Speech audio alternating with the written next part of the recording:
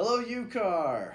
Peter Christensen here, coming to you from the CEO's desk. So right now, you're probably running into issues where your seller gets the home on the market and sells it perhaps a little faster than they were ready for and doesn't have a place to go quite yet. So I imagine you're running into a lot of sellers' requests for leasebacks or staying in the home for at least a few extra days till they get things settled. Bound to happen in a market like this. So, couple things to contemplate as you find yourself in this situation. The Repsy does accommodate it, right? You can check a box and you can put a day or two after settlement occurs or after financing and what am I trying to say? Funding and recording. That's what I'm trying to say. Funding and recording happens. And just a word of caution. If it's a short amount of time, that it will usually work fine. But the longer you draw that out, the more issues can come up. And there is a form that you have at your disposal that's produced by the UAR Forms Committee called the Short-Term Leaseback. Now, this is contemplated for that I need to stay for 3 days, 4 days, 10 days in the home, and the buyer says, I'm not in a hurry, I'll let you. But because with the longer amount of time that passes, the more risk comes to that scenario. This form covers a lot more than the Repsy does by itself. So the number one, there's a couple issues, but number one is damages. So Repsy says, hey, seller, you got to return it broom clean or pass it off broom clean and in largely the same condition it was in when it went under contract. Well, great, and you have to repair any moving related damages. So I suppose if the seller stays over for 3 days, because now what do we have? We have a transfer of ownership. So it's now the buyer's responsibility. That home, the condition is the buyer's responsibility. But let's say something happens, a microburst comes up and a tree falls and clips the roof line. You have a water heater explodes. It's something that is not moving related. Who is responsible for that? That's a good question, right? And in a normal lease, you would deal with that issue. Now, the Repsy, by default, you could argue, hey, seller, you got to return it to me in the same condition.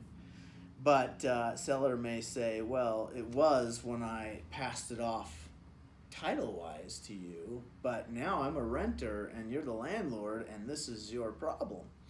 Not mine. If I were renting this, I wouldn't have to fix water heater related damages. It's nothing I did. So you can, if you're fearful of anything because of the time elapsing like that happening, the short-term leaseback agreement is the form for you. So in section 6 of that form, it has a walkthrough provision. And it's awesome because it gives the buyer a chance to walk through prior to the termination of that little leaseback period to go through and inspect and say, oh, wait, hey, here's some things went wrong. Because chances are when they did their initial walkthrough 10 days earlier, something could have occurred. And that gives them a chance to go and address it and say, and then it says specifically at the end of the leaseback period, the seller has the requirement to return it to the buyer in the same condition. So it eliminates that question of, wait, when do I have to give it to you in the same condition it was in when we were under contract? When it records or when I vacate? And this clearly says when you vacate. Also, how easy is it to get money out of that seller after it has funded and recorded? Seller moves out, you find out, oh wait, there's all this damage that occurred during the leaseback period. Now I want some money. Sellers got their money from the proceeds of the sale. It's in their bank account.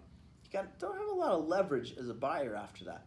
Well, this leaseback agreement can allow for a security deposit, which is the friend of any landlord, right? Buyer moving or seller moving out now has to contend with that deposit and or gets to avail themselves of that deposit if the seller doesn't make everything right. Okay, Also, utilities is always a question.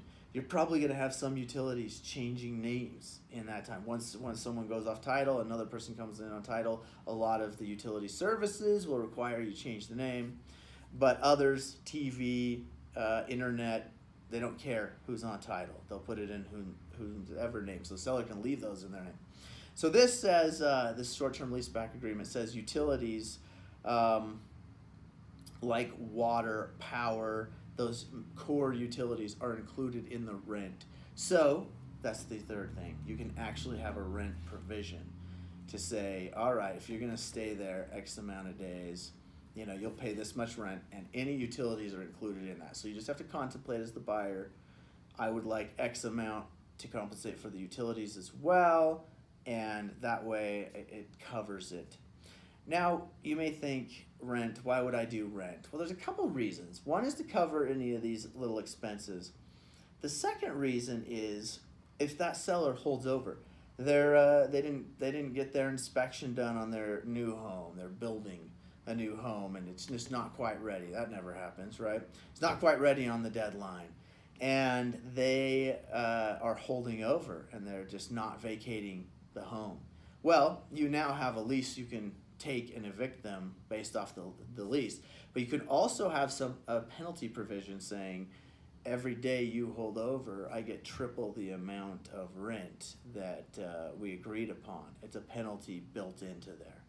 So that can be helpful in motivating the seller to get out. It can also compensate the buyer for the inconvenience.